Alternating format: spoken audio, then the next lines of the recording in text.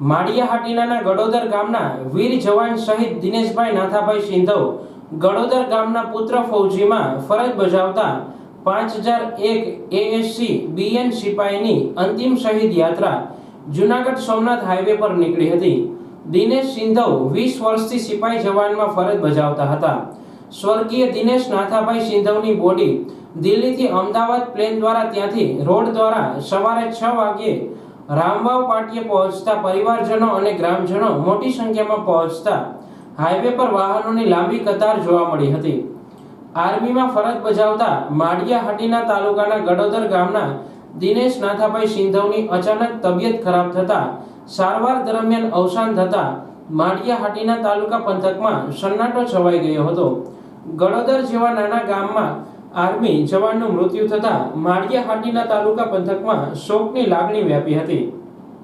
એક વીરલો દેશની ભૂમિને આજે આકસ્મિક દુર્ઘટનાથી શહીદ થયેલ છે। આજે ગડોદર ગામ મુકામે તેમની અંતિમ યાત્રા નીકળી હતી, જેમાં હજારોની જનમેદનીએ તેમના અંતિમ દર્શન કરવા માટે આવી હતી।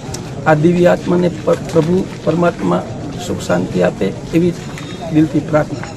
જય હિન્દ, જય ભારત।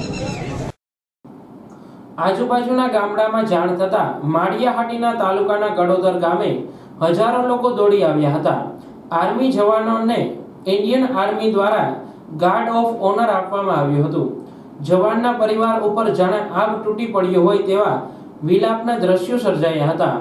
સ્વર્ગીય દિનેશ નાથાભાઈ સિંધવ ખેડૂત પરિવારમાંથી આવે છે। તેને એક દીકરો હરપાલસિંહ અને એક દીકરી હર્ષિતાબા છે। બંને 3 વર્ષના છે। 3 વર્ષના દીકરાએ પિતાના અંતિમ સંસ્કાર કર્યા હતા। અંતિમ યાત્રામાં હજારોની જનમેદની વચ્ચે ગાર્ડ ઓફ ઓનરથી આર્મી જવાનને સન્માન આપવામાં આવ્યું હતું। આ અંતિમ યાત્રામાં માળિયાહાટીના પીએસઆઈ પીકે ગઢવી સહિત પોલીસ સ્ટાફ, રાજકીય આગેવાનો, સામાજિક સંસ્થાના આગેવાનો અને હાટી ક્ષત્રિય સમાજના આગેવાનો અને યુવાનો જોડાયા હતા। માળિયાહાટીના દરેક સમાજના અને જૂનાગઢના ફૌજી જવાનોએ દુઃખ વ્યક્ત કર્યું હતું। સલામી આપીને નારા સાથે અંતિમ યાત્રા કાઢવામાં આવી હતી। જય હિન્દ, જય ભારત। હું રમેશભાઈ કરશનભાઈ પરમાર, જૂનાગઢ જિલ્લા માજી સૈનિક પ્રમુખ।